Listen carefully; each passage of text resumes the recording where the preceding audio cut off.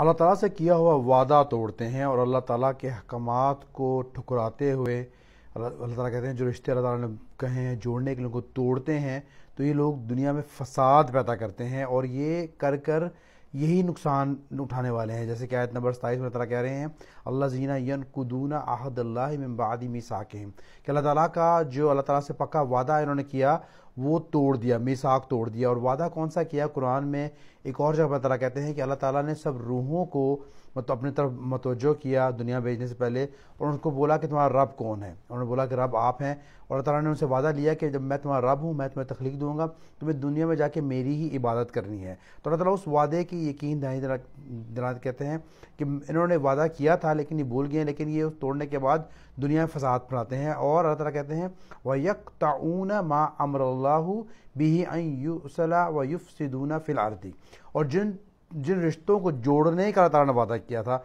उनको ये तोड़ते हैं। और तोड़ने से क्या होता है कि दुनिया में फसाद फैलता है, जब अल्लाह ताला की बात नहीं मानी जाएगी, अल्लाह ताला के हकूक़ अदा नहीं किए जाएंगे, लोगों के हकूक़ अदा नहीं किए जाएंगे, और उन पर जब हकूक़ अदा नहीं किया जाएगा तो मतलब उनका रिश्ता तोड़ा जाएगा। जब आप किसी रिश्ता तोड़ते हैं मतलब उसका आप हक अदा नहीं कर रहे और इसलिए रिश्ता तोड़ रहे हैं, अब साइड पे हो रहे हैं, तो आप जब ये करेंगे तो फसाद फैलेगा। और अल्लाह ताला कहते हैं उलाइका हुमुल खासिरून, ये कहने से ये खुद ही नुकसान पाने वाले हैं।